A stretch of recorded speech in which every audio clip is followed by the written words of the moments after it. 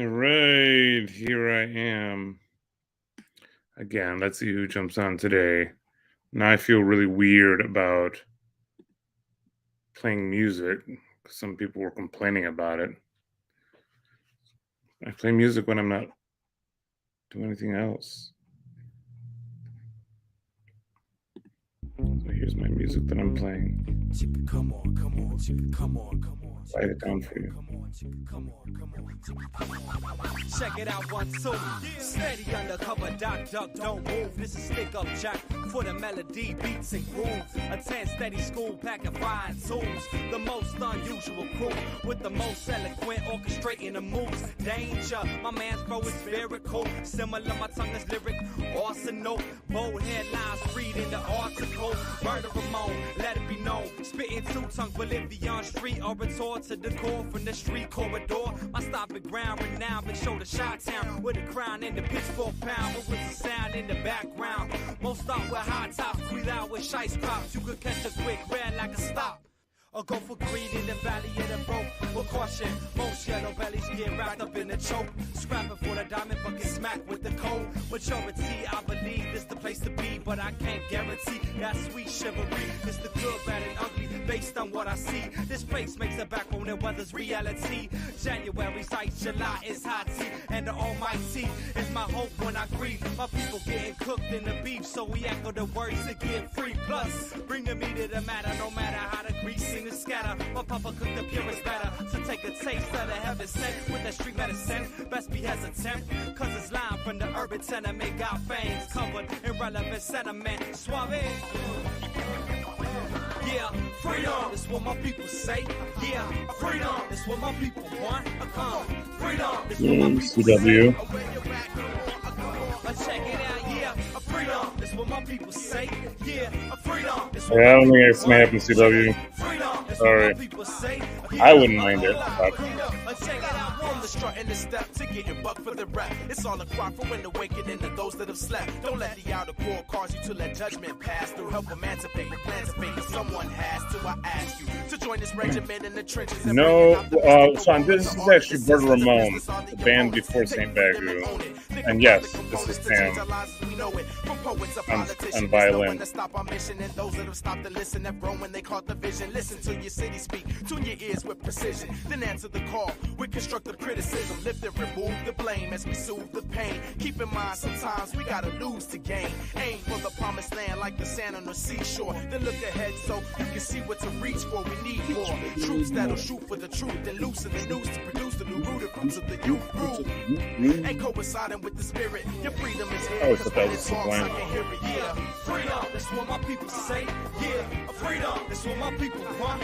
Yeah, freedom, that's what my people say. Check it out, 1, 2. Come on, yeah, freedom, that's what my people say. Yeah, freedom, that's what my people want. Freedom, that's what my people say. Yeah.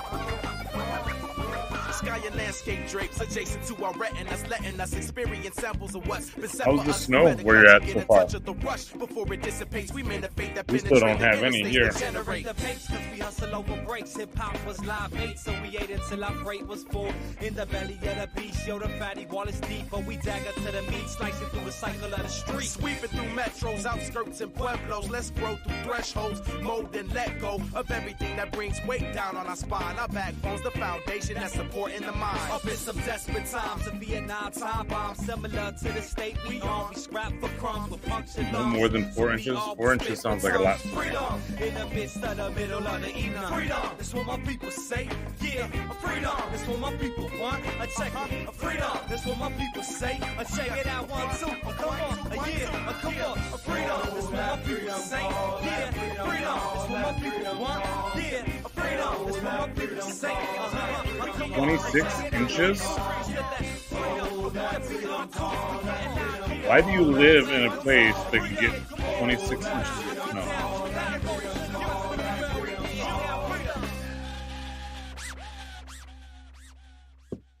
I have a house for sale in a place that doesn't get 26 inches of snow. Just saying. Check it out, 1, 2. Steady undercover, Doc Duck, don't move. This is Stick Up Jack for the melody, beats and groove. Attend steady school, pack and fire. Oh yeah, Chicago has no art or culture or opportunity. My man's flow is spherical, similar, my tongue is lyric. Arsenal, bold headlines, read in the article. Murder Ramon, let it be known. Spitting two-tongue Bolivian street orator to the core from the street corridor. My stopping ground renowned, big shoulder shot town with a crown in the pitchfork pound. What was the sound in the background? Most It is windy. You could catch a quick red like a stop. Or go for greed in the valley. Actually, I was commenting on that yesterday with my wife. We were downtown. We parked like block away from the theater. And yeah, it was very windy and it was quite an uncomfortable walk. This place makes a backbone that weather's reality.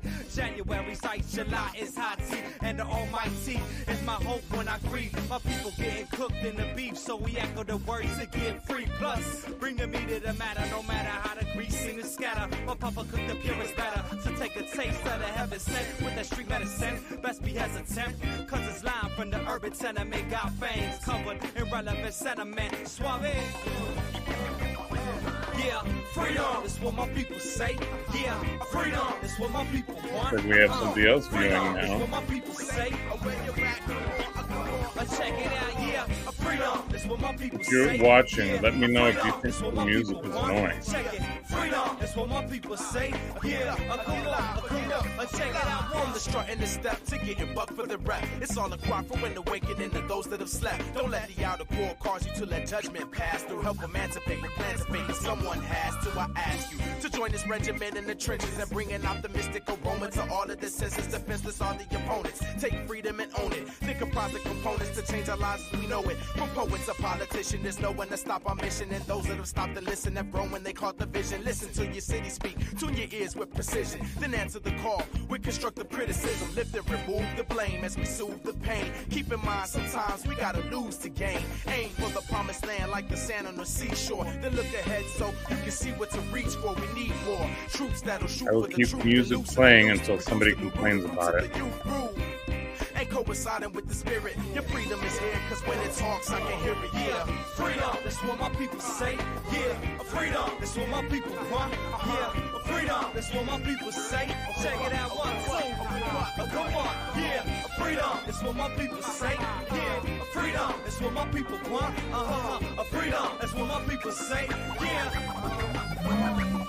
Sky and landscape drapes adjacent to our retinas, letting us experience samples of what's been set for us. We better clutch and get a touch of the rush before it dissipates. We men of fate that penetrate the interstates that generate the pace, cause we hustle over breaks. Hip hop was live bait, so we ate until our freight was full. In the belly, There's some more people watching. Again, if people have complained in the past about the music, if that's annoying you, feel free to let me know. Comments, jump in. I can turn it down, turn it off. I'm not super attached to it, but when I'm not talking to anybody, I enjoy listening to music. I actually only have a small selection of songs uploaded on here. I'm not really interested in uploading my entire library.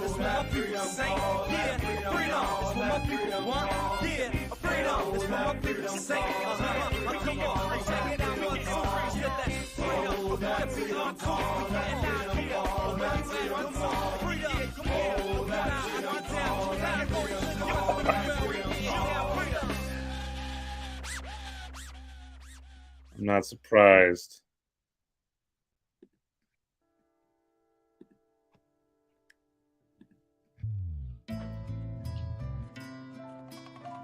How's this? Any better? It's me on the guitar, by the way.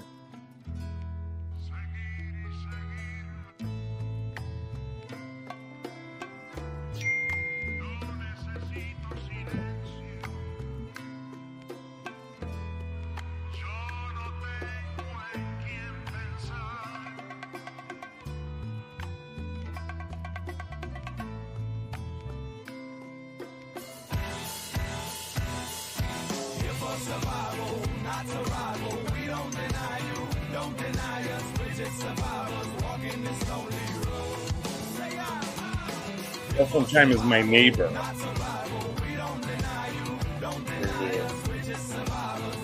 Long chat about Chicago elections coming up. A little bit of drama happening in our corner of Chicago. Our aldermen, there were 4 people on the ballot for our aldermen, 3 of which got thrown off the ballot for various reasons. Apparently, one went to court and was just thrown back on the ballot.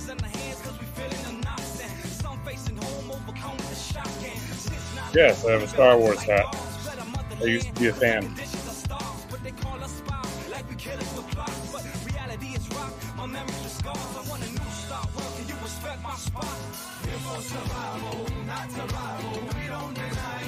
Have you ever seen this hat, CW? I feel like I've worn this a lot. I'd like to have worn it in your presence.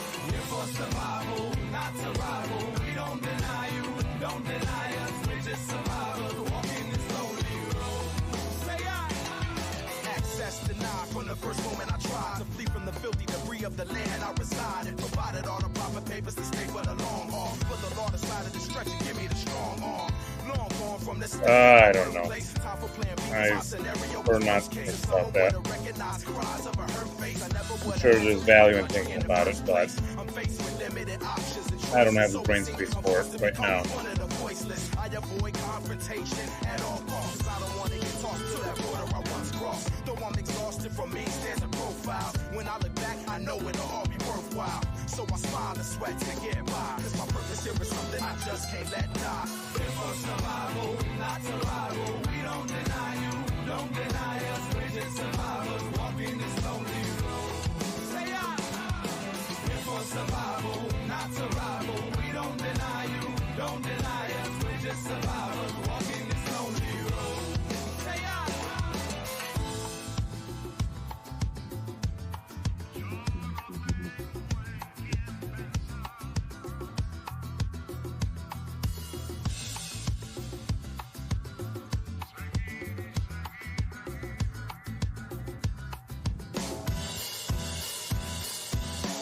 Survival, not survival. We don't deny you, don't deny us. We're just survivors walking this lonely road. Say I. Here for survival, not survival. We don't deny you, don't deny us. We're just survivors walking this lonely road.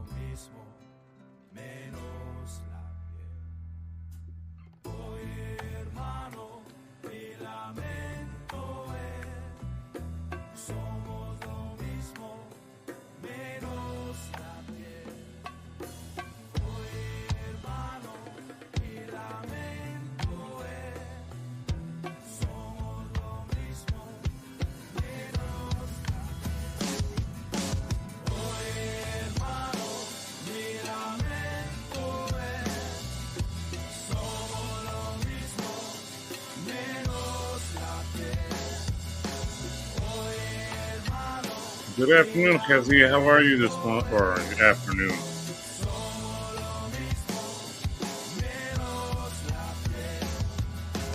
You guys are 8 hours ahead, right? It's like 6:15.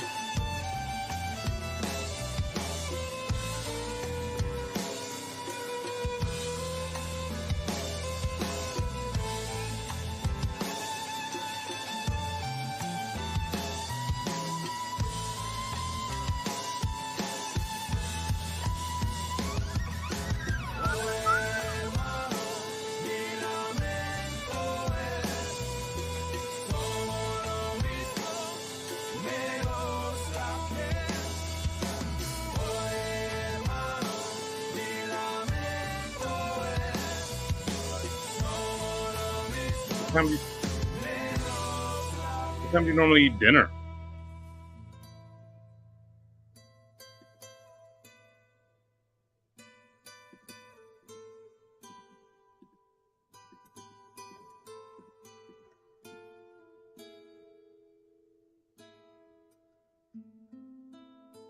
Ooh, jujitsu. So I'm currently taking karate classes with my son and my daughter, and our plan is to try to get close to black belt within the next 3 to 4 years, and then switch over to jujitsu. My son is only 8, so the goal would be by the time he gets high school, he would be pretty well versed in both karate and jujitsu, and then see what he wants to do from there.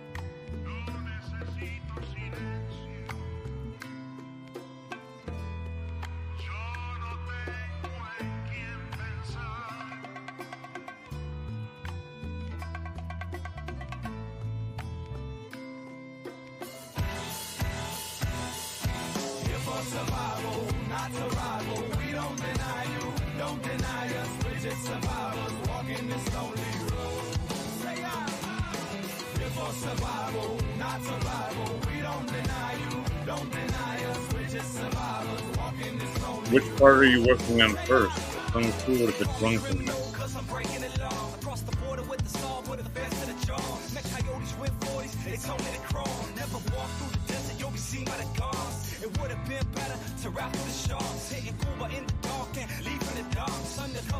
Two dinners. I am not familiar with that as a concept. In my family, we do 2 breakfasts. The first breakfast and second breakfast, like an hour and a half later.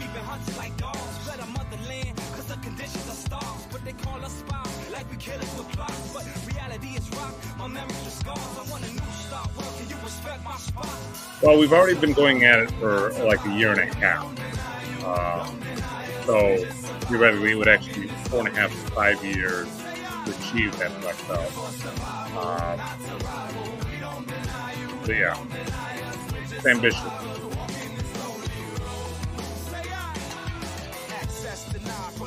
We actually have our belt exam this weekend, and we're up to green belt.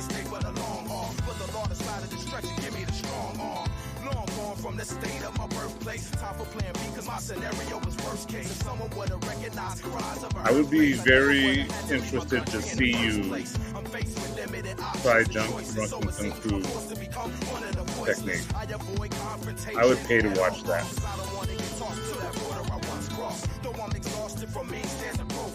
When I look back, I know it'll all be worthwhile. So I smile and sweat to get by. Cause my purpose here is something I just can't let die. Here for survival, not survival. We don't deny you, don't deny us. We're just survivors walking this lonely road.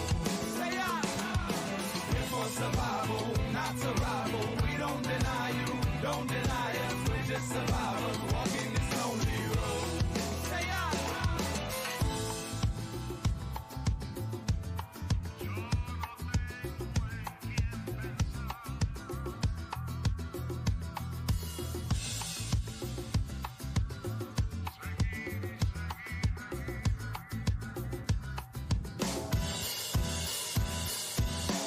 Survival, not survival. We don't deny you, don't deny us. We're just survivors walking this lonely road. Say I. Here for survival, not survival. We don't deny you, don't deny us. We're just survivors walking this lonely road.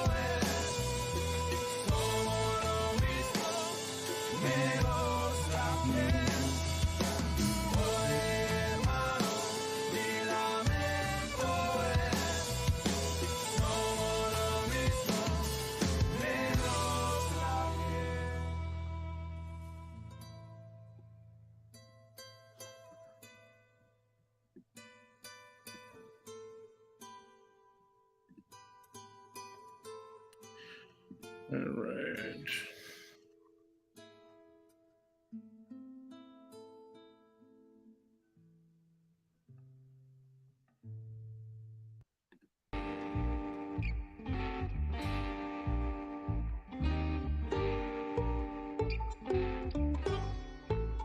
Yo, I'm not conforming, nor contortionist. I'm aboard in this mission to play me like I'm in an accordion or water with a wide array of purposes. Unfortunate, these lies that can't hold me back from the truth. I choose the path I'm headed in, I'm questioning, I'm pressing, I'm past the lies and the crevices. The wrinkles down with mentioning. I'm best within, I'm best because these lies that can't hold me. Feels like I'm running out of time. Every time I see these lies, oh, I fight to the bottom lies, I fight to the bottom lies. I'm so lately, feels like I'm running out of time. Every time I see these lies, oh, I fight to the bottom lies, I fight to the bottom lies. They say to get in where you fit and I'll throw a fit and get living. Go and get out evicted, don't color outside the limits. Lies that hold in prison, I am soul and infinite, and these lies that cannot hold me. I know I'm aging when lies start to scar and lay up. My face a human race is bordering life is carbon paper. Less than impressive, use of success, impress on you with lies that cannot hold me. Feels like I'm running out of time. Every time I see these lies, oh, I fight to the bottom lies, I fight to the bottom lies. I say lately, feels like I'm running out of time. Every time I see these lies, oh, I fight to the bottom lies, I fight to the bottom lies. What defines me? Oh, alive, be the days I'm walking blindly at the timely age of 95. We need to take a fight, realize we might be fighting with ourselves within the lines that we've drawn inside these lives. We're living in a pipe dream. Need to get outside the boundaries and realize we got freedom at our fingertips. Get a grip into sight, see ourselves beyond the lines, more than fine, certified free.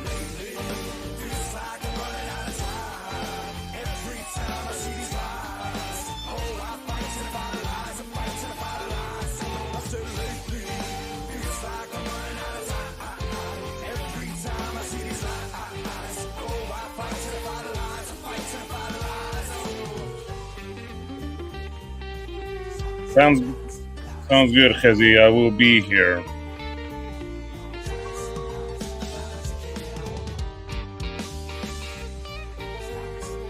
I'm sure CW would love to join, but he's dealing with snow.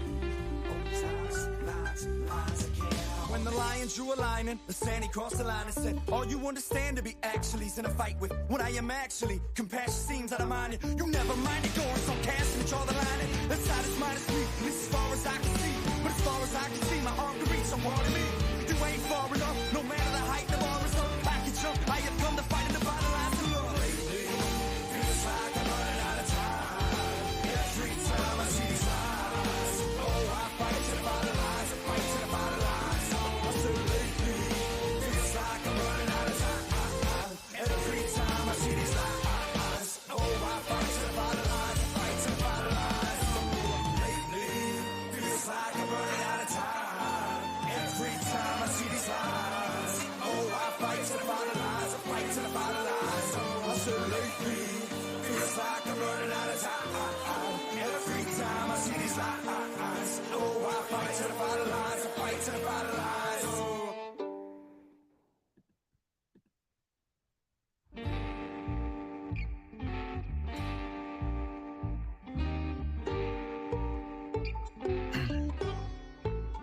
Yo, I'm not conforming, no contortionist. I'm aboard in this mission to play me like I'm in. How's your friendship with being AI doing these days?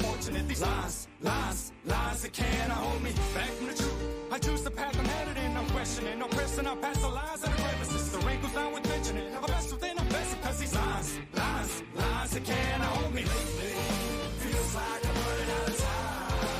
Every time I see these lies, oh, I fight to the bottom lies, I fight to the bottom lies. I say lately, feels like I'm running out of time. Every time I see these lies, oh, I fight to the bottom lies, I fight to the bottom lies.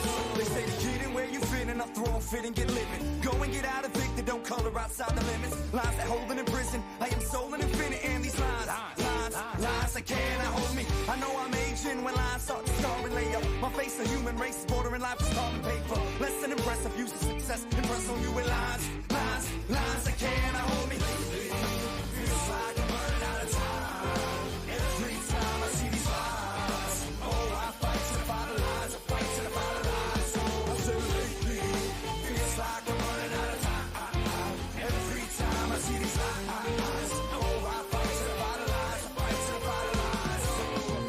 what defines me. Oh, alive, be the days I'm walking blindly at the timely age of 95. We need to take a fight, realize we might be fighting with ourselves within the lines that we've drawn inside these lives. We're living in a pipe dream. Need to get outside the boundaries and realize we got freedom at our fingertips. Get a grip into sight, see ourselves beyond the lines, more than 5 certified free. Feels like I'm running out of time. Every time I see these lies, oh, I fight to the bottom lines, I fight to the bottom lines. I say lately, feels like I'm running out of time. Every time I see these lies, oh, I fight to the bottom lines, I fight to the bottom lines.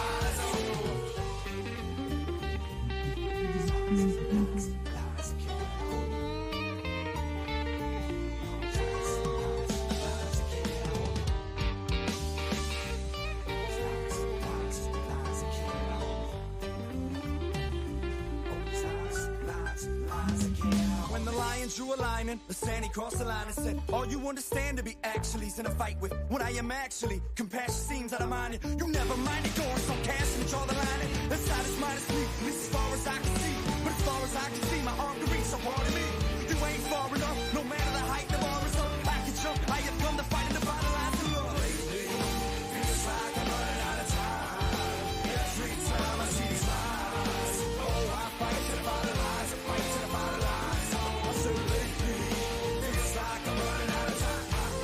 Every time I see these lies, oh, I fight to the bottom lines, I fight to the bottom lines. Lately, feels like I'm running out of time. Every time I see these lies, oh, I fight to the bottom lines, I fight to the bottom lines. I say lately, feels like I'm running out of time. Every time I see these lies, oh, I fight to the bottom lines, I fight to the bottom lines. Sounds amazing. It's just more rock.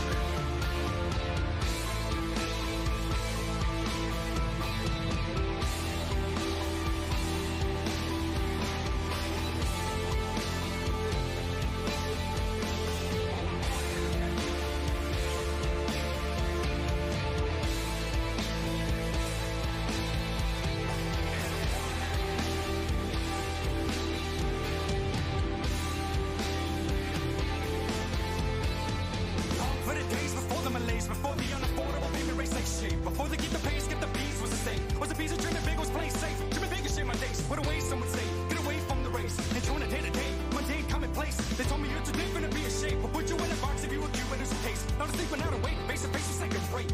I'm ashamed of the weight, I'm insane in this race. Yet can I get away from the way you proclaim fall off on my fate and my face set apart to a state. It's a way of life, never saying to display in the case. What a waste to chase all of my days away, while letting my dreams become an application of my days. Hey, although I fell on my face, it fell in the place. Look, I dwell in this place, hey, overwhelming mistakes, yet developed the grace. I developed this taste for this wonderful maze.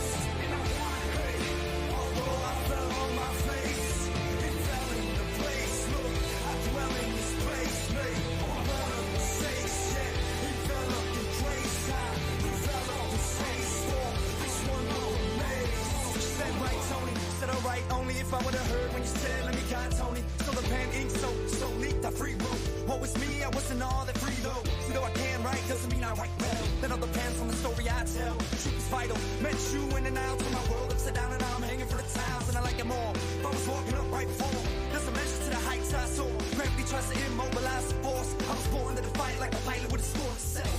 I'll never settle for less than the best suit, less to the flesh. I live like the testament says. No need to wonder you. The author of the book, go and take your Pulitzer.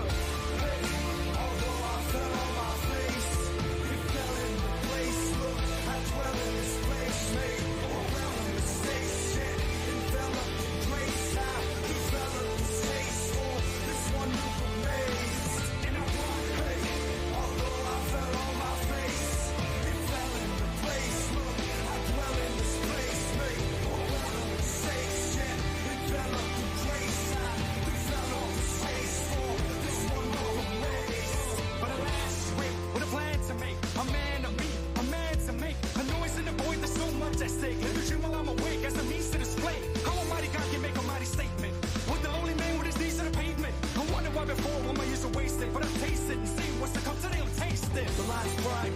the fight of the light, the sunrise, man that I've been. So I write this like glass on the line, slots in these eyes, let's dive into the violence. So we all thirst, seeking to find this meaning of life, it's bleeding us right, it's worth all the time, it's making us timeless. It's the last song to write when we write beyond time.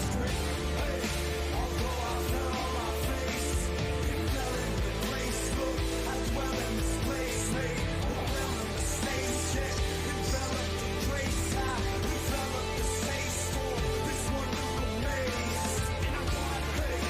Although I fell on my face, it fell into place. Look, I dwell in this place, made overwhelming mistakes. Yeah, enveloped in grace, I enveloped the space for this wonderful maze.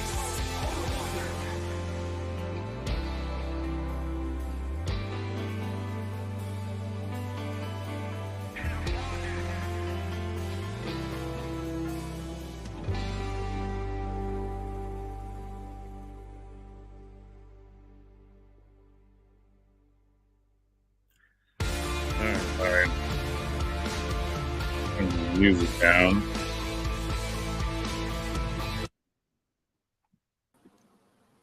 Hello. Hey, Mr. Jacob, how Pacheco. are you? Good. So I thought I got you more subscribers to the Randos United channel, but like You did. I've seen several. Talked to a few people. It could be early. Yeah.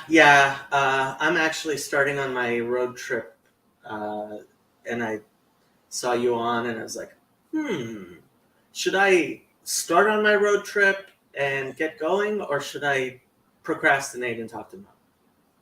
Procrastination seems the name of the game. It is. Oh, I should also retweet your thing. Yes. So hopefully more people are watching, other than CW. Other than CW, yeah. I can always count on CW. Hey, Chazi was on. He was on too. He said he might jump on a little bit later after the kids are down. So, what have you been up to? Oh man! So I've had 2 sick kids for the past like 4 days, And they always come in pairs. They always come in pairs. Luckily, my son hasn't gotten sick at all, which is shocking. But yeah, so then trying to juggle that. My wife and I had gotten tickets to see Les Mis last night. And so then it's like, okay, well, I have to get anything that I was hoping to get done in the evening, done during the day, while I have 2 sick kids at home. But I was able to get a bit of accomplishment. I wasn't able to like jump on yesterday like I was hoping to. But we got our date night. Cool. I have kind of been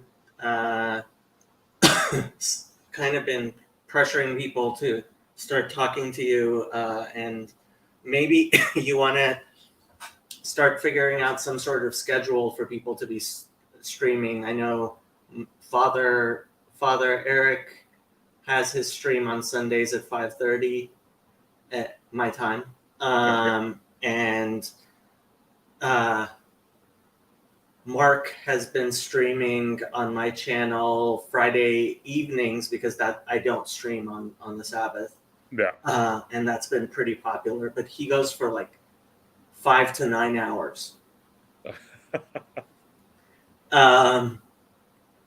And yeah, I'm gonna be away for a while, but there are people who should be able, and I'm sure Nate from Grail Country would be interested, but like, yeah, getting some sort of regular schedule going. Maybe even ask Paul Vanderklay. Oh, okay. Yeah, I actually had a conversation, I think Monday night with Gavin. Okay. Euro LFG about different ideas around that. I had a similar conversation with Adam as well about how to get some of those things going. So I know the highest priority on my list this week is really getting this whole Foundation Incorporated. I have a conversation scheduled probably later this evening with an attorney. Okay.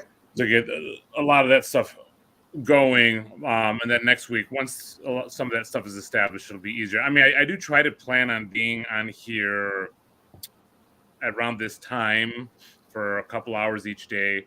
Next week it'll be tricky because I'm doing some intensive courses at Calvin Seminary in so I'll be in Grand Rapids. I think this time slot is still free for me. If you're going to be in Grand Rapids, I should have Jonathan contact you. Jonathan is in Noah Hyde, so he's active on my channel, and he went to Calvin College, and he lives near there. Oh, okay. Yeah. What was I going to say? So, did you get the purpose for the corporation hammered out? I thought that would be really difficult to get. So I've got like a rough draft that I've sent to potential board members. Okay. So far, the only feedback I've gotten is like, "Hey, I like it. It's a good start," and yada yada. So I've encouraged some questions, criticisms, additions, etc., to kind of come down the pipeline. So I've sent, I've encouraged people to kind of get that going today. If I don't have any comments or whatever from there, I'm just going to continue on with the incorporation. If things need to get modified later, I can always do so. Garth has been promising me to do some Just Chatting streams eventually, and he's for months and months and months been preparing. The purpose is the only thing that's kind of set in stone, because once you use that for your incorporation, it cannot be changed. You would have to reincorporate. So, Well, and apparently I was looking over the, incorporating in Texas, and I looked over those documents. Okay. Man, it's really easy.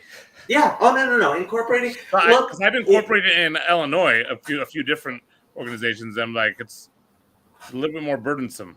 Really? It shouldn't be that much more burdensome. I mean, it's not in the grand scheme of things. It's just that there's certain things that are included in the documentation in Illinois that are not included in the Texas one. And so I was like, oh, yeah. Yeah, California incorporation's not bad either. And honestly, it's not the incorporation that it's the 501c3 application and everything else and once you're looking for the 501c3, you kind of have to have your bylaws as well. Yeah. And that stuff gets more complex, but incorporation generally shouldn't be such a thing. Let me see if I can get Jonathan to jump on.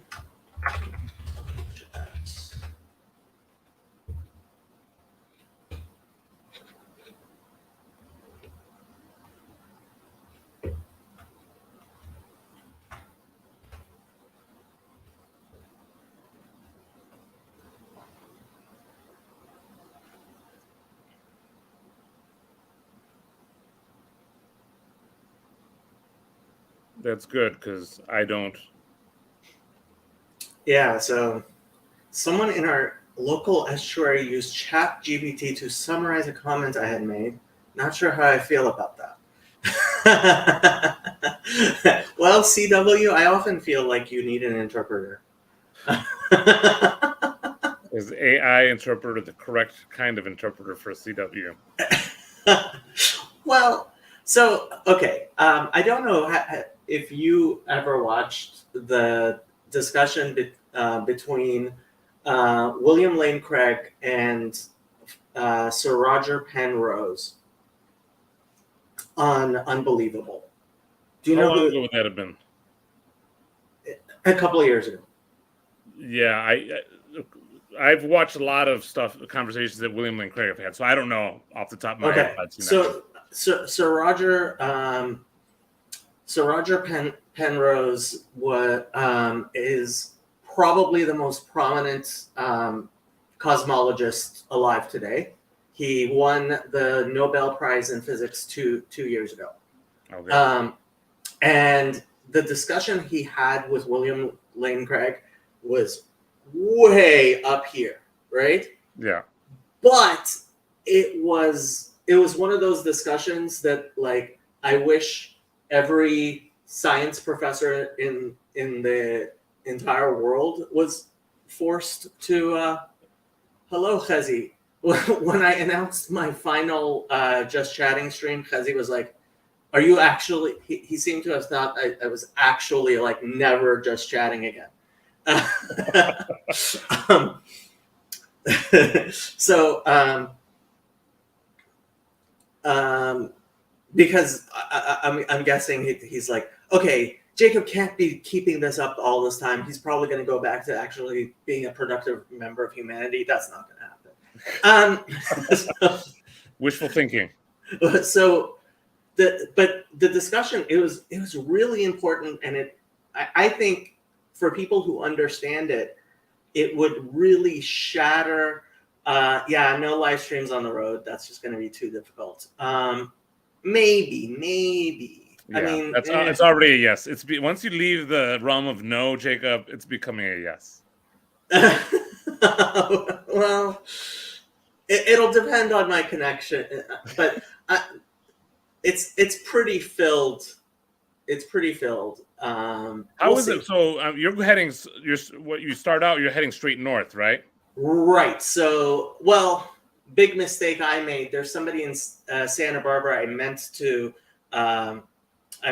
meet up with, and I forgot to message him until this morning. Mobile Happy Cam. Oh my God.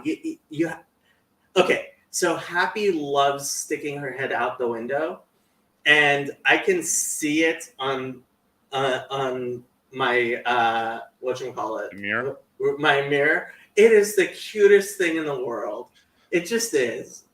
There's nothing happier than a dog sticking her dog at her head out the window when you're going 70 miles per hour. I get super paranoid when I used to have my dog, when she would put her head out the window while I was driving, because she was pretty hyperactive too. I was just always terrified that she was just going to jump. Well, Happy's 80 pounds, and I do not leave the window open enough for her to be able to even leave it. So, yeah. But William Lane Craig, right? So, but the conversation was at such a high level. I was like, it's very hard to get people to actually, and I didn't completely understand what they were saying. So I got Sam and Ginger Bill. I don't know if you know Ginger Bill. I don't know Ginger Bill. He's one of the regulars around here. And he's really, really smart, knows his physics really well, And so I figured, okay, these two really smart guys could have a conversation and kind of bring that conversation down to everyone else's levels. And so I specifically asked them, I prodded them, I begged them to make a video. They make a video. Oh my God, I'm sitting there listening, and they start at the level of the conversation of William Lane Craig and Roger Penrose and kick it up a notch. The opposite. I was like, okay, guys, like, I had a hard enough time understanding that conversation. Like, when you guys are like digging deep into these concepts in ways that, like, I have no clue what you're saying. Yeah, that is a tricky thing, like to translate complex ideas into ways that, like, lay people or common people can understand. And even by common, I'm not like talking about dumb. I'm just talking about like regular people that are intelligent, educated. Yeah. I mean, I used to find the same thing with like jazz. Like you get into high levels of jazz and it's hard to follow. And it's hard to explain. And I used to struggle with this with young people all the time when I would teach music. Like, oh, jazz, I don't get it. It's so boring and blah, blah. But a lot of times it was because it existed, or certain aspects of jazz exist at this high level that it's hard for the average person to digest. But you know what's really weird? So the other day, Chezi and I start talking about the symbol of rainbows in Judaism. Okay? And, there he is. Speaking of, this is Jonathan. Jonathan Mo. Jonathan. Hi, Jonathan. Hello, Mo. From across the lake. All right. I'll be there next week. Oh, yeah? You coming to Rome? Yeah, something like that. Yeah, I have to do a week of intensive courses there, mostly in the mornings. Okay. You coming to the campus, college, or the university, rather? Yep. Cool. Mainly in, I think, the seminary portion of it. Oh, yeah. Never visited there. It's the rest of the campus is nicer, in my opinion. I mean, it's much bigger. It's all pretty drab. Yeah. It's got that kind of modernist architecture. Yeah, I liked Calvin. I mean, should I say Servetus University? I dig the design, but it's not very user friendly. Yeah, it all depends on what you're comparing it to. For me, it's like I haven't been on a whole lot of college campuses, and so it was just like, oh well, this is much better than where I went. So back to the conversation about it. Actually started with Noahides and why rainbows aren't really a good symbol for the Noahide movement. And so Nechama asked a kind of technical question, which was did she do the right thing or the wrong thing of posting a picture she had taken of a rainbow on her social media? And Chezi and I start having this really technical conversation where I pulled out books from my bookshelf that like 99.9% of people have, like, if I named the book, you would have no clue what it is, right? And we're having this really in-depth conversation about Jewish law.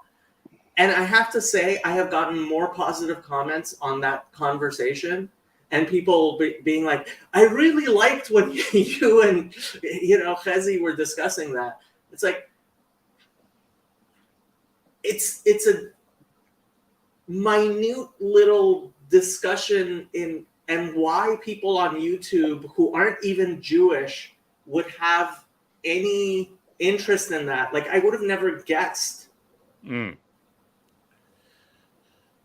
Yeah, I mean, a lot of it is the idea of translation, right? There's a lot of people are interested in ideas, but if you don't understand the language being used, you can't engage with those ideas. And so even though you have different populations really interested in the same idea, it's hard to engage it together if you don't have a shared language around it. So somebody asked, Elijah wanted to do a book club, a Jewish book club. I was like, great. So he picks the last book I would ever choose, and that people are going through it, and it's like people are like, Sandy is involved. She seems to really like the book, and I'm like, I don't understand people sometimes. Raj and Chad had a conversation. Chad, was that on your channel?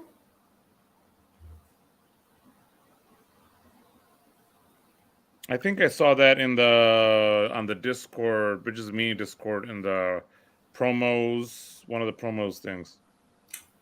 I could believe it. I am not on the Bridges of Meaning Discord. It's on Raj's channel. Oh, okay. Yeah, Raj told me he was going to start a channel. We're actually going to have dinner tomorrow and talk about it. Very cool. Anybody in the Sacramento area who wants to come to dinner with us, they're welcome. Hezi said that he does dinner at 9 and 11. Do you do 2 dinners? Hezi, who does dinner? Where? I asked Hezi what time he has dinner. He said 9 and again at 11. You've got a joke. Maybe he's a midnight snacker. That was earlier today, and I was like, oh, I've never heard of people doing. Well, I guess I never called it 2 dinners. When I was in college, I would just eat multiple times a day. But I am wondering what he means by that. Especially if you're actually having a Jewish, if you're having a Jewish meal, it can. People tend to even so calling it several. That's okay. Hezi, I don't understand you sometimes.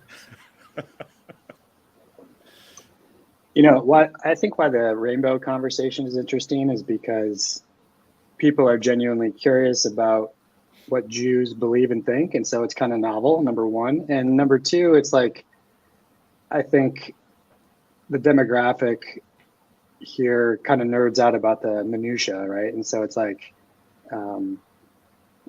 it's interesting in a nerdy way. Outside of just like learning something about a religion that, you know, we all seem to be a part of or have come from, but yet don't know a lot about. Well, and a lot of Jewish ideas are typically filtered for a lot of people through Protestant thought. For sure, 100%, yeah. And then once you start learning about some of the ways in which they're not, if you ask the Jews what they think about things, and it sounds very different than what you've learned being filtered through Christianity, then you know that obviously takes you down a very deep rabbit hole. Well, and not only rabbit hole, but like with a bunch of different branches, right? Because, for sure. It's the same thing with Christianity, right? Well, which version, you know? For sure, yeah. And I lived that life too. So yeah. Jason says something that I mean, it's funny, but it's cute, and I wonder about. He says when he hears me describing Judaism, he thinks that's just the Bible. That's just Christianity. That's what I thought. You know, I just thought that was Christianity. Yeah, I think there needs to be this matrix of propositional beliefs with like Christians believe, Jews believe, Christians believe that Jews believe, and Jews believe that Christians believe. And then you have kind of the, you know, all right, well, these things are non-controversial. And so like we are all on the same page. We have the same mental model, same definitions. We can talk about these things coherently. But then all the other things where it's like, I don't think that means what you think it means, or vice versa from the different groups. Like that's where I think the interesting dialogue happens. Yeah, so, also depending on levels, right? Because it's easy for me to always go back to music, but what is pop music? Well, pop music just takes all these different things that kind of appeal to the masses and puts them together, and this is why so many people consume it, because it's like, well, what's the basest idea that we can get everybody on board with? And a lot of times it's a pulsing beat, 4 chords. But as you want to move up higher, obviously it's going to get a little bit more diverse.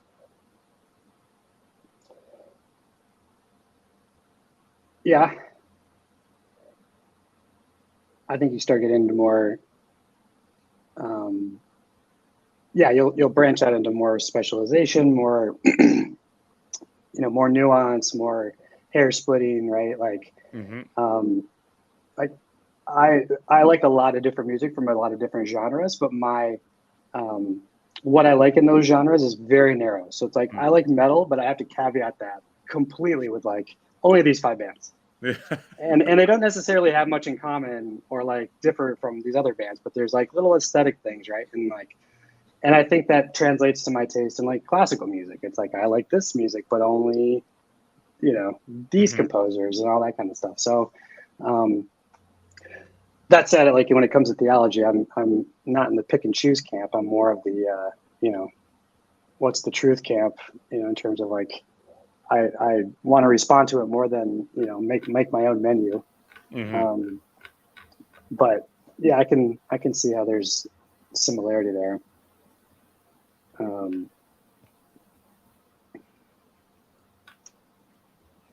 It also applies in a cultural dynamic because I within the church right now, especially the Protestant church, there's a lot of ideas around culture, Latino culture, Black culture, etc. And say, well, Blacks were blah blah blah, or Latinos. If you're in a Latino church, it's like, well, there's actually quite a bit of diversity within Black churches.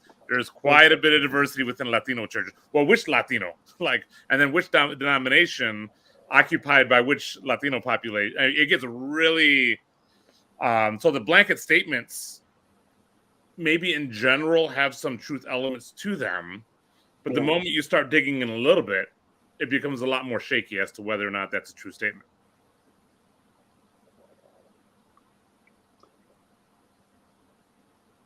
Yeah, I was thinking about when you were talking about that just now, like the dynamics of like Catholic churches, Catholic parishes. There's not sort of there are definitely culturally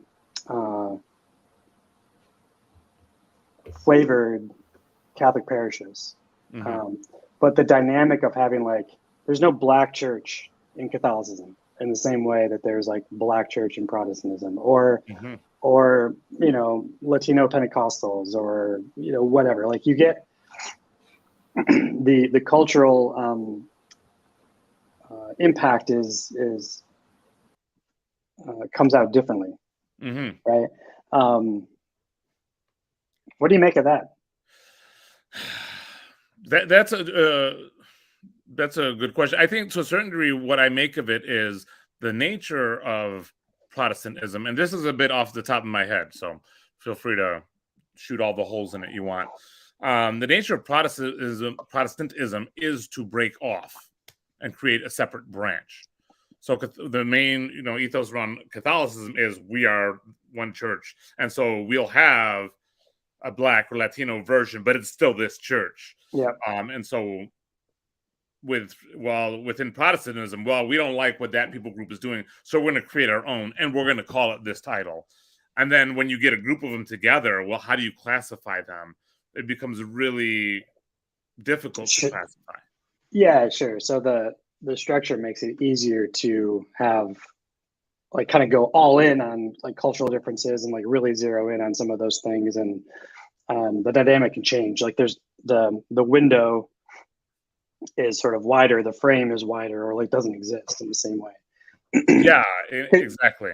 Because I think with the Catholic Church, for instance, to get the real sense of the major, the broader cultural differences, you have to actually go to different countries, right?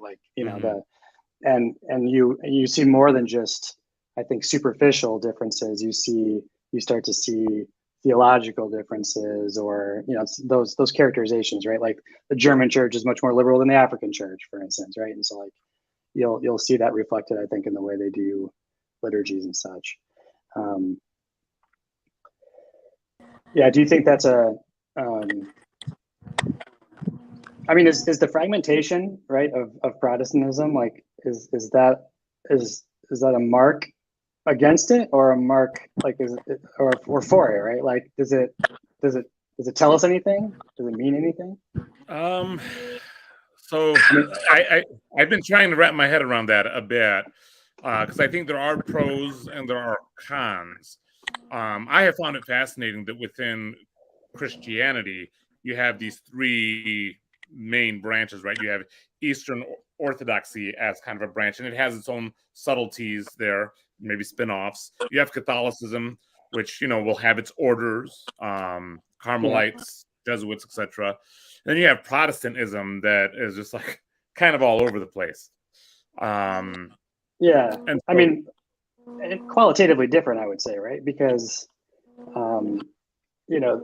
the catechism of the Orthodox and Catholic churches are the same catechism, whether you have a monastic life or you live in one country versus another. But the creeds and confessions of Protestantism is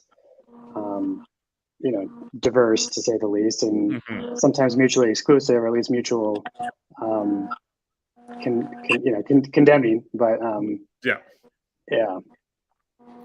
But it does create a certain environment for experimental thought Yeah. that can be tricky to maintain within the other streams.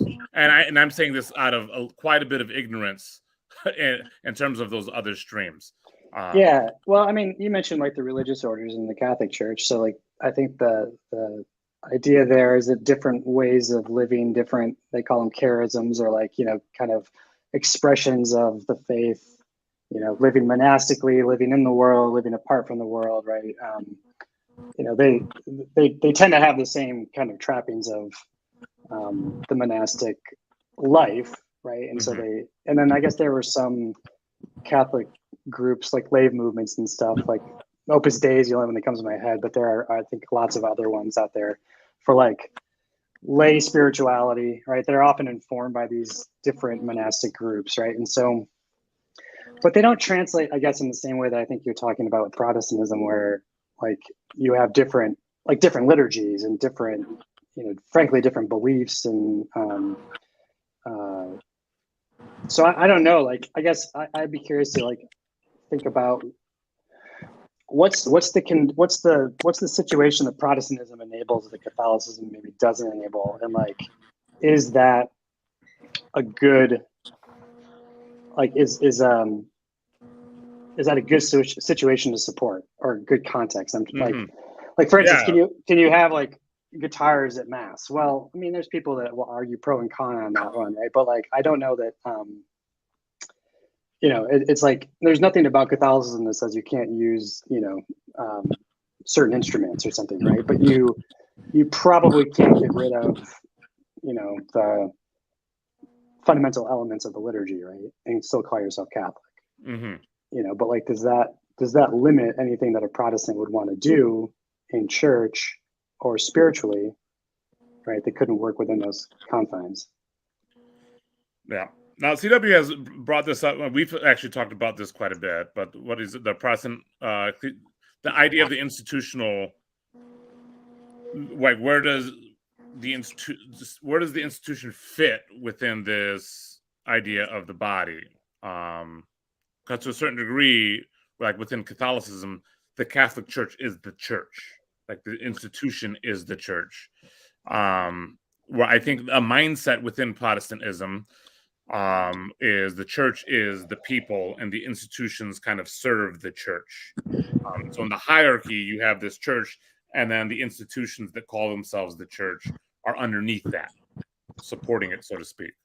Yeah, I think the Catholic Church just believes in a visible and an invisible church. They don't, and they see them as one and the same. They would see the visible church as the manifestation of the institutional church.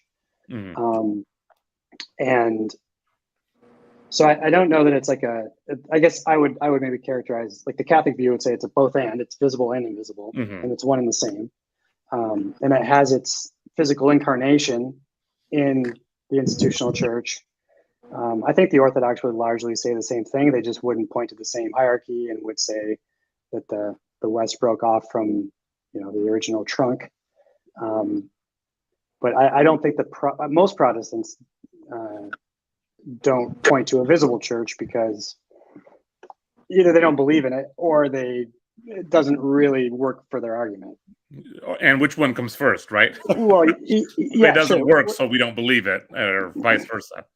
Yeah, that's fair. And I think the Catholic Church, the visible church Christianity folks have to deal with people who are invisibly or imperfectly members of that church, right? That's how there can be no salvation outside of the church, while at the same time admitting that people who are not visible members could still be saved, right? Like that's kind of the way they make that work.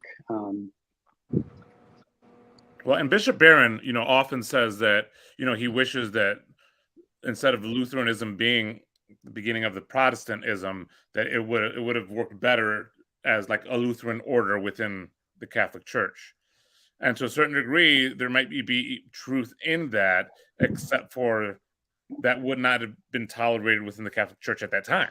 Well, but the Lutherans weren't trying to come up with some kind of spirituality or way of like connecting to God. They were protesting against, real or perceived or imaginary abuses within the church, and the church had its own Counter-Reformation. Yeah, And the Lutherans at the time, the goal was to reform that existing church, not necessarily initially. It wasn't to split off. Yeah, and I think then shit just got out of control. Yeah, with the printing press, the political world in which I think there were external forces that were working to promote or not the Lutheran Protestant movement generally. So yeah, it's a complicated one for sure. And I think that to a certain degree, I think the Protestant Reformation was helpful for the Catholic Church to start attempting to reform its church. Yeah, I'd admit that. Sure. And so, to a certain degree, I do think that the Protestantism is necessary to a certain degree to keep the Catholic Church in check, so to speak. Like there is this iron sharpening iron aspect of it. Yeah, Tim, what's up, man? You want to get in here? Jump in. Just a couple of things real quick. I'm taking a quick break from work here.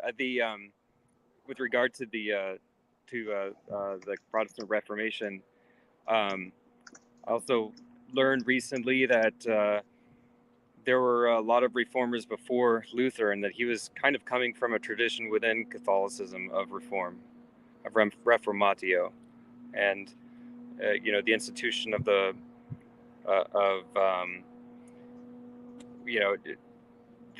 papacy at his time was a result of other reformations that had happened before. He wasn't really starting, doing something unheard of within the Catholic Church at the time. Yeah. He wasn't the only reformer for sure. Mm-hmm. And like during that time, and then there was other reform episodes in the church earlier. I think even the Benedictine era, like of Saint Benedict, there were abuses. I mean, there's lots of saints out there who, got their sainthood from going up against the hierarchy, and are now. I mean, they weren't martyrs necessarily, but like they're now revered as doctors of the church or otherwise holy people who stood up against the institution. Yeah. The other thing I wanted to mention, you guys were talking about like the ecclesiology and defining groups, and drilling down into all the different kind of embodiments of Protestantism. You're talking about Black churches, etc., and how even within the Black church there's other divisions within them. Aside from the like ecclesiology, ecclesiology of that, I feel like it's like the fractal nature of like if you're trying to map a coastline, how much detail do you drill down on the coastline before you have the true shape of the country? I think it's kind of like that. You have every community is a little bit different. Every community has all these different ways that they are similar to others and not similar.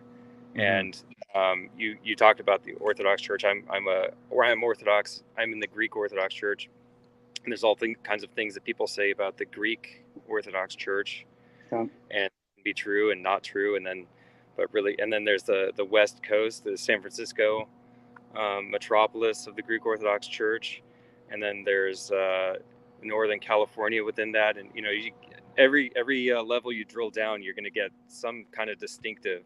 And it just really never ends. It never ends. And within the parish, of course, there's all kinds of different people in it. But the Orthodox, you mentioned different types of cultures within Catholic parishes and different movements within the Catholic Church. I think you could say that, for example, like the different branches in America, the different Orthodox jurisdictions. Yeah. We have Greek, the Russian, the Antiochians, etc. you might draw an analogy to that, because really it's simply just the ethnic group that church came from. I mean, Yeah. other than that, it's the same. But then, of course, you're going to have like very distinct flavors when you go to those different churches within those groups. So, yeah, I think most every Christian group is ethnically flavored, no matter where you go. Orthodox, Catholic, Protestant. It's just, I think that the like we were talking about with Mo, like I was saying with Mo, where the window for Protestantism is much wider in terms of expression of that like local or like ethnic or cultural character, right? There's fewer rules, there's fewer trappings of I guess I'll call it unity, but I don't know how else to express it. Like, you're still going to have the iconography of Orthodox churches is going to persist across Orthodox space, irrespective of, if it's Romanian or Greek or whatever, right? And so I think those are the things I think we maybe argue about and fight about more, right? Those things that are like meant to be universal versus those things which are allowed to be monkeyed with or expressed based on like local preference or whatnot, right? I'm very curious about, it's a little bit of a side topic, but I'm very, very curious about what the Chinese church is like. I understand they primarily they've been evangelized by Protestants. I'm sure that has a lot to do with it. Yeah, I know a little bit, and a very little bit in terms of the Catholic Church. The Catholic Church operates with an unofficial underground episcopacy, and that's the one that's recognized by Rome, at least historically. I'm not sure what the current status of things is. I haven't paid attention in a bit. And then they have like official Catholic churches where the bishops are at least approved, if not appointed. I think maybe just approved by the Communist Party. So there's kind of a tense relationship there between, the approved and unapproved Catholic Church in China. I don't know the status of, I guess, Orthodox and Protestantism in China, but that's kind of the broad Catholic picture. Orthodox is non-existent as far as I know. Yeah, and I don't actually know what the underground versus approved Catholic churches, like how it manifests in like their liturgy and their beliefs. Like I'm not entirely sure. I think it's less surface than, it's like below the surface and not at that level. My impression is that in terms of numbers, the Protestant groups are the largest. Is that correct? It wouldn't surprise me. Just if you collect all the fragments and you aggregate them, they might be bigger, at least in China. I don't know. I don't know about China. Yeah, I mean, a lot of that stuff is really interesting to think about. And then the other aspect of is to consider these things throughout time, right? So you have a Catholic Church in its iteration now. Let's say we're just talking about European Catholics or even just American Catholics. What would be the significant differences between that now versus, say, the 16th century? In terms of beliefs, in terms of practice, liturgical practice, etc. Those are interesting things, and similar with Protestants, like reforms. What would be if you looked at a Reformed church, let's say Calvin's church in Geneva, and compare that to various Reformed churches, Presbyterian, CRC, etc. Now, what would be some significant differences? Would I consider myself in that category? It's hard to say. Yeah, like it's. I mean, I think the Catholic position, or at least I don't know who would dispute this, but before Vatican II, I think most Catholics would argue that if you go back in time, you would recognize the liturgy all the way back to roughly the time of the apostles, at least in its basic form. But that said, like a lot of Protestants, maintain that similar kind of liturgy. Clearly, the Orthodox, can make a claim on, the liturgy being, going back in time too. But I think after Vatican II for the Catholics and the liturgical changes that were made, there's some significant differences. Language, orientation. I think that like you have to be,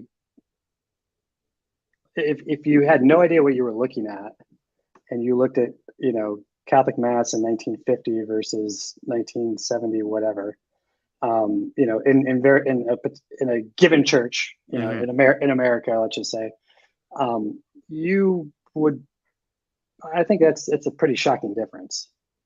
If you're more educated or, theologically sophisticated and kind of like, okay, they're still doing the same things, but these are the justifications for these reasons. They're, obviously it's superficial to say, okay, they're going from Latin to English because it's the vernacular.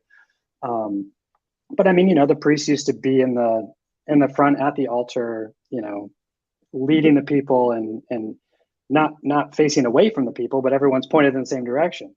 And now suddenly there's, a table at the front with the priest on the other side looking at everybody else, right? When I became Catholic, that was just normal. And, that was late 90s, early aughts. And I actually discovered the traditional Catholicism after I had already converted. So like, clearly there was something about the church that was compelling for a Protestant, to still convert and become Catholic.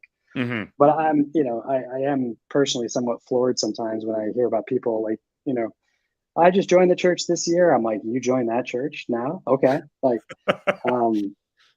but I get it.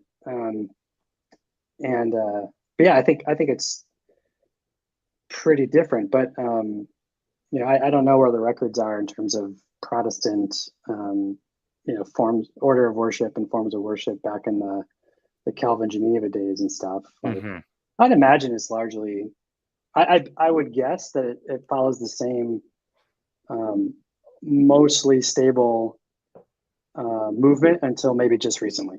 Right? I think I've mentioned on this channel, like I grew up in the Reformed Church of America. Okay.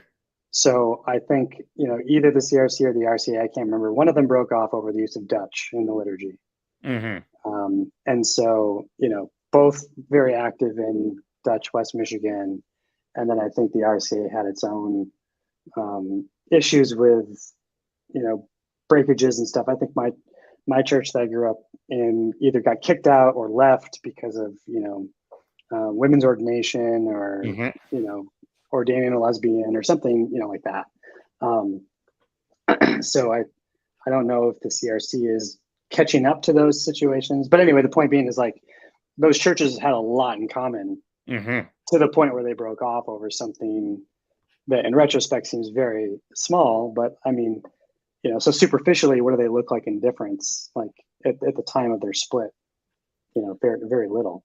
Yeah. And I mean, to a certain degree, wouldn't that be similar for every split, right? The split between East and West.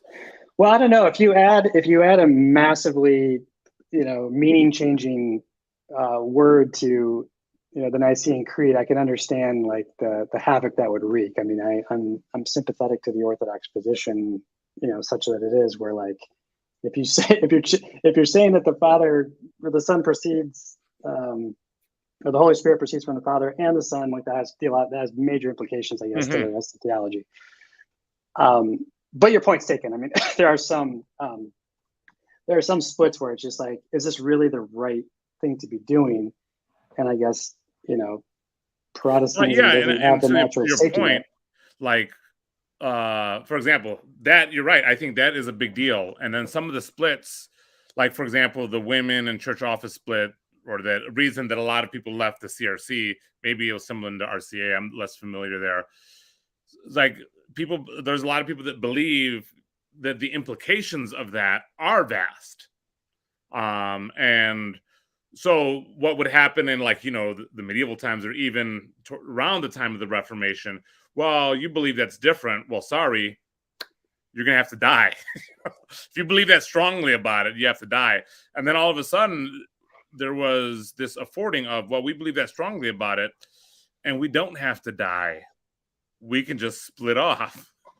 And then that became its own. And now it's like, and then once you split off, you start drifting, and then there's more splits and more splits. And then, well, then the power gets diffused, right? And I think that's then you can't burn your heretics anymore, because there's not enough consolidated power to enforce that, right? Like, I think it's notable that even if Calvin burned his enemies at the stake, like, it didn't take long before that kind of just stopped happening. At least, that became less and less the norm. And I think it's less because that was a function of Protestant belief or doctrine, and more just about the fact that politically there just wasn't enough power to sort of allow that sort of thing, right? Yeah.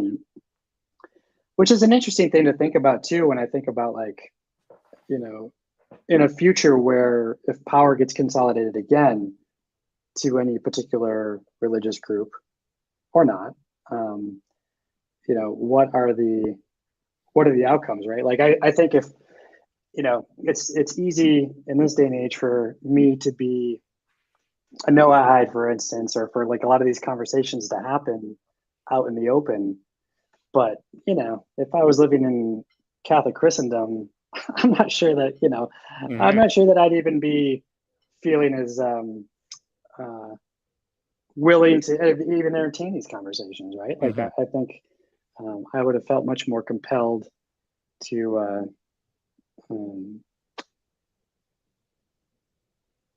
well, I guess it wouldn't be on my radar. What have you made progress on the statement of faith? It seems to get everyone's undies in a bunch. Like, so right now I have kind of an iteration of a mission statement. So, because right now my main goal, my target, is to try to have this thing incorporated by Friday. And so in order to do that, I know that I need to have a mission statement. And so I've drafted. Well, I'm terrible at writing mission statements. I always have been. I've started a couple of companies, and that mission statement is always. Have you used limiting? Have you used ChatGPT yet? What's that? Have you used ChatGPT, the AI? I have not. I have not. I'm telling you, it would if you give it enough of the bullet points that you want to, like, convey, it will write you a beautiful mission statement. Well, for me, the part of the problem is trying to get the bullet points. But I have a few of the bullet points. I've come up with a draft statement. I've sent it to people that I want to kind of initially be part of the board. Just to say, hey, can you guys get behind this? If not, what do you think ought to be tweaked? So far, I've just gotten a bunch of thumbs up. So I think it's something that can be gotten behind. What do you know? What state you're going to be incorporating? I'm trying to incorporate into Texas. Okay. It's only $25. Cheap and friendly to the cause. Cheap and friendly, yeah. Yeah. I mean, I understand, for what it's worth. Like, I just kind of joined this space. I got here through PVK and met Jacob and got on this Discord, so I don't have much of a horse in the race here. I can kind of, I sympathize though with the idea of wanting to put an actual institution behind it, so you can actually do things and have the legal entity, and then have it be faith-based for the protections of what the entity is going to be up to and the different players are up to. But then, of course, this is a extremely diverse and I'd say highly open but somewhat disagreeable populace. That's what I'm finding. Well, at least like those are the loudest voices, and like I guess that's just sort of a self-fulfilling prophecy. But like, so you're gonna have a hard time, I think, saying something that is going to be like, if it's too specific, you're going to alienate people. But if it's not specific enough, you're going to get hammered about being like mealy mouthed and like, this is.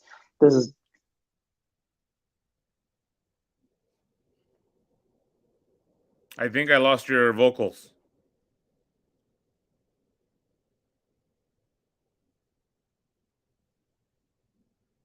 Can I hear you? I still can't hear you.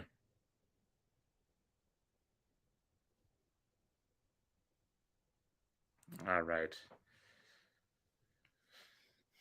So for those few people that are still watching, yeah, I'm all open to the criticisms. The disagreeable people, I enjoy them. I enjoy the criticisms. The difficult part is, in my enjoyment, I want to avoid antagonizing anyone for their disagreeableness. I don't want to feel like I'm poking at people. How about now? Yeah, perfect now. Stupid StreamYard. Yeah, so I was just saying, like, you're going to get it from both sides, because if you're too specific, you're going to alienate people. If you're too vague, you're going to get hammered for being like, kind of pointless and mealy-mouthed. But it's got to say something to get that faith-based organization protection. Yeah. And it's one of those things where it may not be like, I'm still figuring, once we're incorporated, there's going to be a lot more stuff that I can do. That's why I'm trying to get it done Friday or by Friday, so that after that, when people ask questions, what is the mission statement? Well, it's just this. Like it or leave it. That's what it is. And I don't mind, like, and I was just saying a minute ago when you had jumped off, that I don't mind the criticism. What I'm trying to avoid is antagonizing those disagreeable people. Because I actually enjoy getting the negative feedback. It forces me to think. I just don't want to come off as the a-hole that, oh, he's enjoying this, and I don't like that he's enjoying it. And it's like, no, that's not it. I don't know necessarily that I'm enjoying it so much as that I appreciate it. Well, I mean, I appreciate that you're in a hard spot, because you have been lurking, I guess, for a while, but you weren't sort of a common appearance in the group. And so you're an unknown quantity. There's a lot of trust that needs to get built up, right? And so it's hard to come in and just be like, I'm the new boss. I mean, because in some sense you are. And so, it'll just take some time. But I think it's probably okay to do a little saber rattling and weed out the malcontents. I don't know, like, but I think that the malcontents have been very happy to come to you. So when I feel like every malcontent person that I've encountered so far has been willing to talk. Oh yeah, for sure. And have a conversation. And then once we have a conversation, the trust begins to be built. And so far it's worked out really well. I don't think I've had anybody that has approached me and said something negative. Yeah. Where it's kind of stayed there. Yeah. So well, I mean, if I had to characterize the dissenting views, I think like this is an important place for a lot of people. Mm-hmm. And they don't want to see it get ruined, even though it is a voluntary association and they can just leave. I mean, no one's going to get tied up and burned at the stake for not signing the statement of faith or whatever it is. But like, yeah. But no one wants to see the whole thing fall apart over some kind of bureaucratic move or some change like that. So, I get that.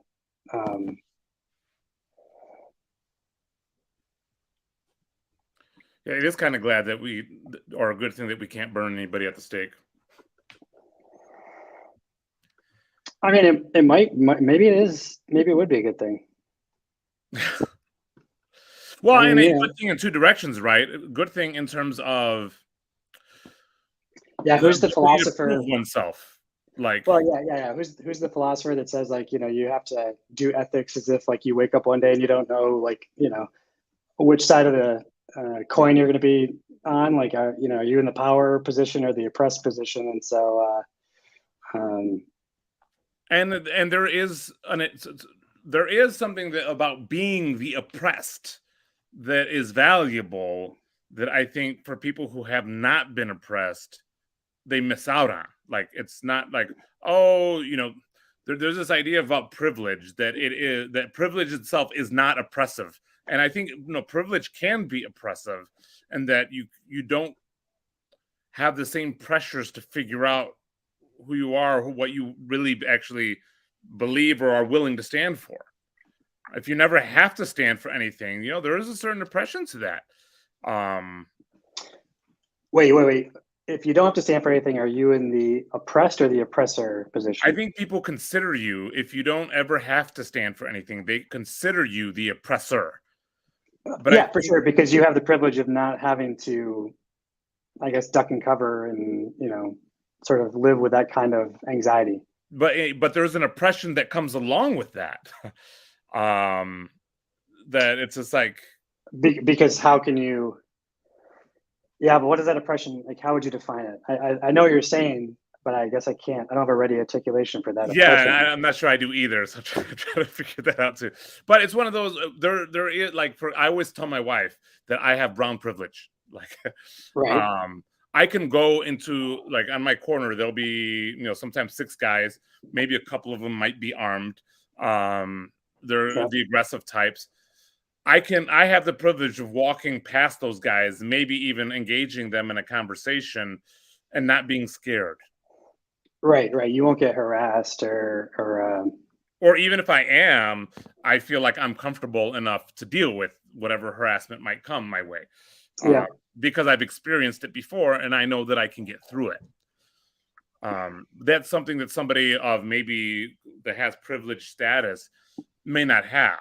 They can't walk through that. They might feel a lot more anxiety about that, of being oppressed, so to speak, that oppressors will never get to experience, if that makes sense. Yeah, well, I think if you find yourself in a different context, in a different environment, the tables can turn, right? The power dynamics shift. Mm-hmm. And I think that's what you're describing. And then we're talking about it when most of us talk about, when we're all talking about like conversations around oppressor oppressed, we're talking more at the large political cultural level, like in general, right? Yeah. But being oppressed allows you to a certain degree to prove yourself. There's a great line in a song that was popular in the 90s from the Mighty Mighty Boss Tones. And the line says, "I'm not a coward, I've just never been tested. But I'd like to think that if I was, I would pass." Yes. And what happens when you're in an environment that you can never be tested? You can never find out if you're a coward or not. Yeah, it's like the problem of like the trust fund kids or something, right? Like, will they ever be able to be something on their own without, all the trappings of wealth that they grew up in and stuff? So how do you know if you were threatened with a gun to your head or being burned at the stake? How do you know that you would be proven brave or worthy to stand before God or whatever that is? And that's why I don't go around saying that like, yeah, I would be able to withstand that. Like I would, I would probably, ask God to avoid that sort of scenario, right? Like, I think sometimes, we all have like, martyrdom sounds so glorious. I'm just like, no, I want to be spared of that. Like, no thanks. Like, if the time comes, like, I would hope that I can rise up, but like, I mean, it'd be foolhardy to like actually want that. It's awful, right? Are you are you in Chicago proper or Chicagoland or? I'm in Chicago proper. Yeah. Like the stuff that you read about on the news is where I live. Like Austin kind of area? I'm just east of Austin, in an area called Garfield Park. Oh, I got married there at the conservatory. Oh, really? I live like right across the street. Yeah, there were we had a hard time getting cabs. This was like the pre-Uber days. And The so conservatory is beautiful. Everybody goes to the conservatory. You cross the street, not so much anymore. yeah, we had to do some serious carpooling, last minute shenanigans to get everybody out of there. How did Saturday, you end up getting married at the Garfield Park Conservatory? I lived in Chicago at the time with my wife. So I lived in Chicago from around 2005 to 2012 in Logan Square and Bucktown. Yeah, so that's where I spent like my first early childhood years. Logan Square, Bucktown. Yeah, totally. So like the Puerto Rican festival every year would be, a madhouse there over near Armitage in California. Like, Yep. Tasty Freeze. Yep, Tasty Freeze. Yep. So I know the area. I know. I don't know the West Side as well, but yeah, we were looking for affordable venues for getting married in Chicago proper, and that was a good one, and it was gorgeous. It's beautiful. And what year did you get married? 2012. Okay, so I got married in 2011, and we were considering the conservatory because it was very affordable. Yeah. But their caterers were not the preferred. Yeah, we used Harry Carey, which was on the preferred list. Oh, it wasn't. And then it wasn't we also too bad. wanted a wedding of about reception of over 300, and they couldn't host that. Yeah. We weren't that popular, but I think we got close to 200 or whatever. We didn't have a problem with their maximum, but it went off. I guess with a hitch. Yeah, I mean, it's a beautiful location.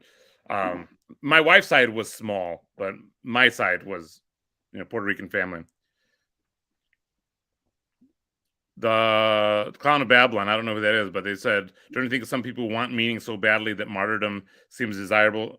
Yes, and that's kind of what I was getting at. Yeah, but I think they're fools, right? Or maybe they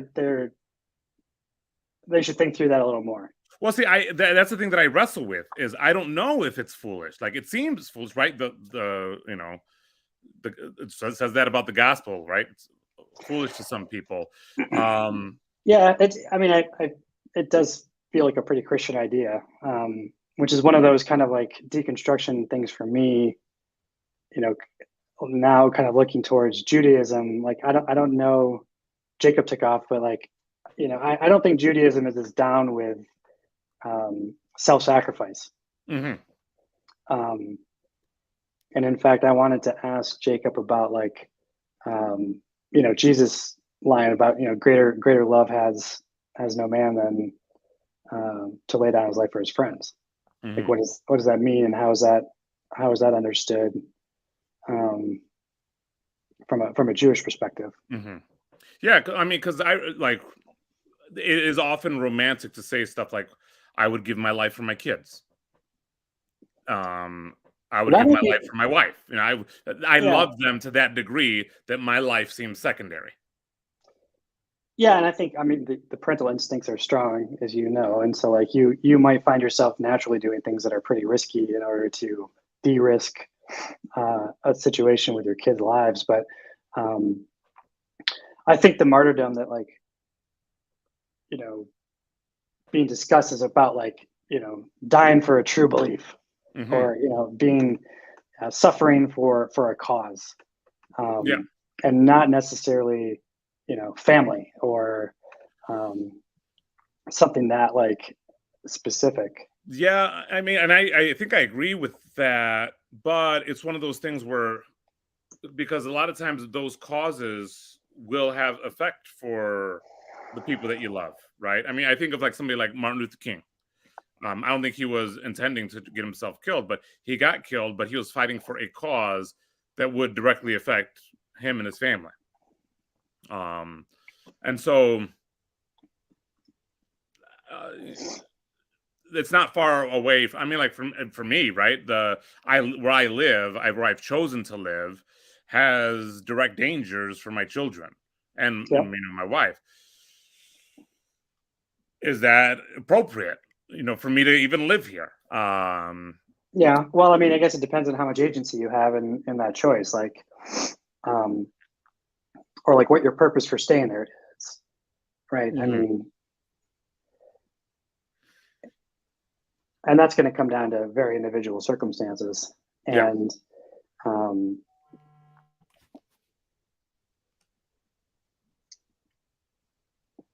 I don't know. Do you have your church is local to you, nearby? I planted the church. Okay. So yes. So yeah, it's very local. Yeah. Right. So you knowingly went into the environment to kind of. I mean, I was born here. I mean, I was born on the west side in this environment. I just decided not to leave. Yeah. Well, I mean, you are probably therefore more equipped, and it's less of a it would be more difficult to fault you for some kind of a naivete or something like that, right? Mm-hmm. Like,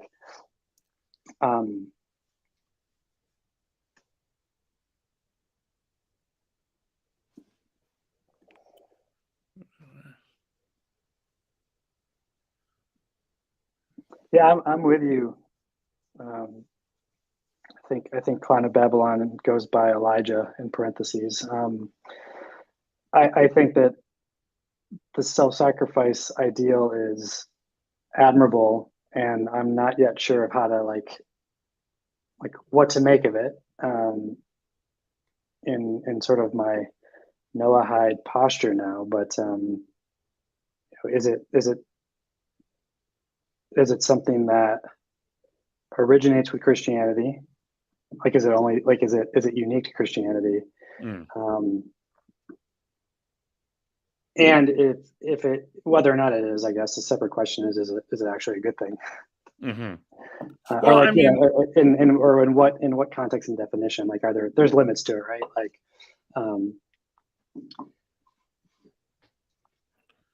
I think most Christians would say that suicide, for instance, is not a valid form of self-sacrifice, like, or a suicide mission or something, right? There are limits to the sort of the circumstances that warrant or justify, self-sacrifice. Mm-hmm. Because I think it really depends on like how you define what the highest is, right? So if God is your highest, I mean, even in Deuteronomy, love the Lord your God with all your heart, your mind, and strength, right? Mm-hmm. Well, what does that mean? Like, what is the greatest testimony of love? I mean, sure, there is to live for something, but to die for something is also, I think, I don't know that that's to die for something that you love. I don't know that that's uniquely Christian.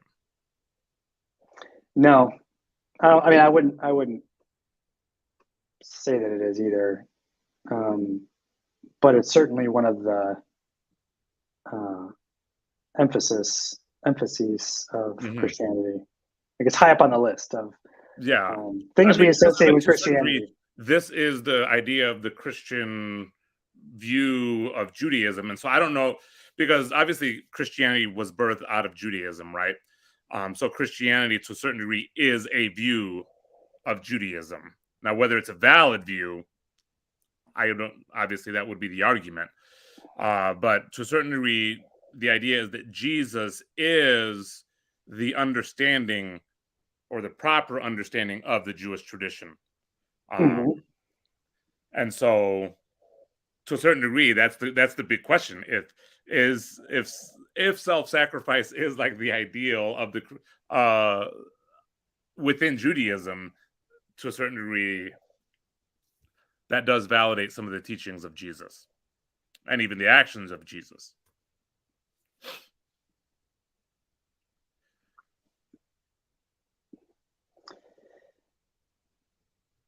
Yeah, and I guess that's that's the can of worms. Yeah, I mean, that's the can of worms. I think because then you need to start asking questions about, like, what does the Bible teach about the Messiah? About what he's going to do, how he's going to do it. There are kind of fun fringe theories out there about how Christianity was invented by the Romans. I guess you could argue that it was, quote unquote, invented by Paul of Tarsus.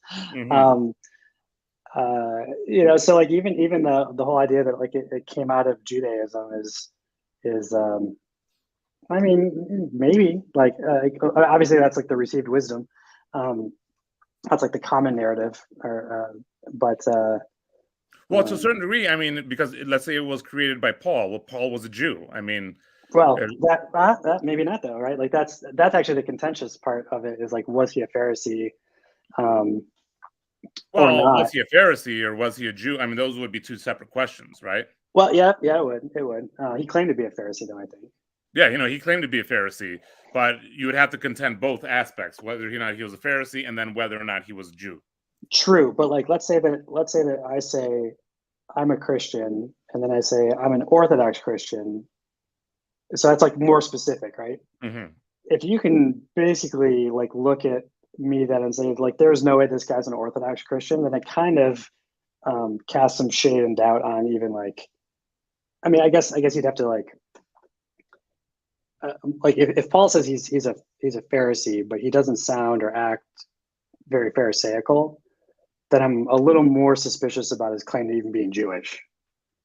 Right? It's like I mean, it is like, logical that to be skeptical, if somebody lies about one thing, they might be lying about another. Well, there you go. Like, I guess that's the first thing. Is like, well, he's certainly been proved to be a liar. So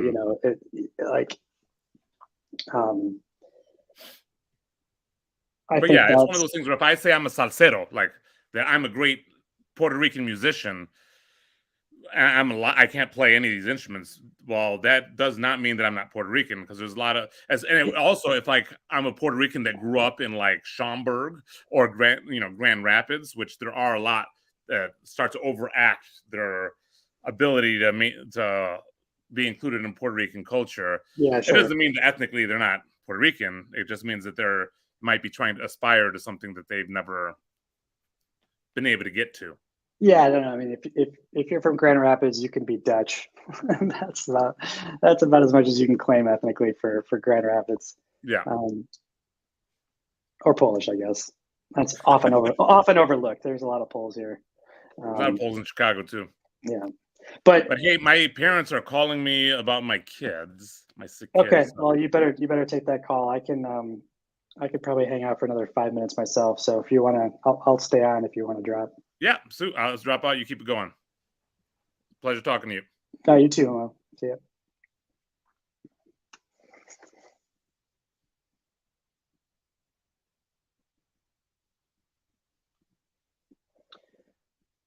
What is the Christian understanding of how the Romans knew that Paul was a citizen in Acts 22:23?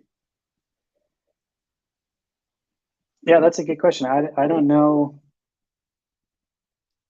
that I recall it ever being like a thing that, other than just we took it at face value, that Paul, dropped the citizen card and managed to avoid getting flogged or whatever, chained up. But I mean, I have heard it said that it was suspicious that a Pharisee would be a Roman citizen, and how that would be legit. But I don't really recall the details, so I couldn't speak on it.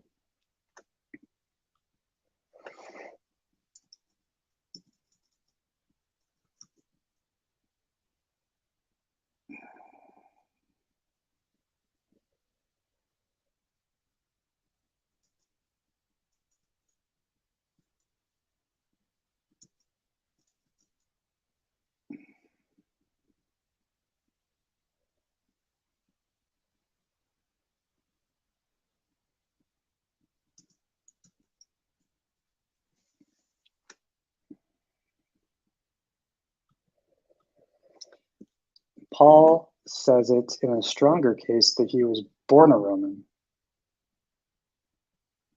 which is more interesting. Where does it say that? Is that?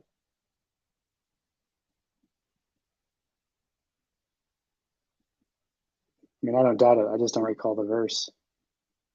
Let's see, Acts 23.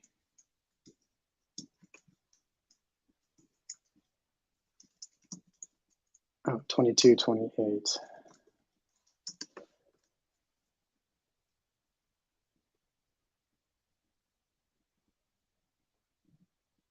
Oh, right, right. Then the commander said, I had to pay a lot of money for my citizenship, but I was born a citizen, Paul replied. The Tribune answered, I bought this citizenship for a large sum. Paul said, but I'm a citizen by birth. Interesting.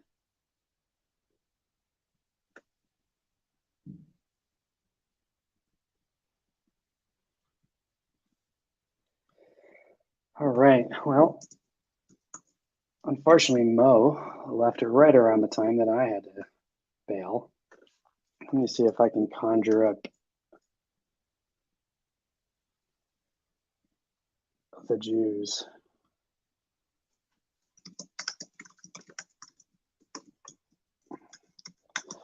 And by that, I mean Jacob.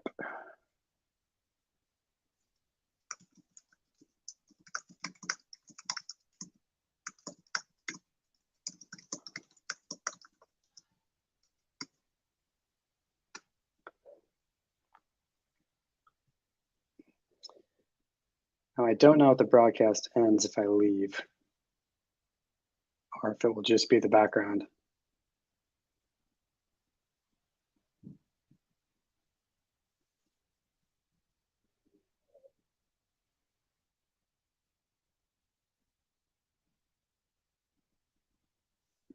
Okay, I'm going to give it 1 minute. Any closing comments I will read, and then I'm going to end the broadcast.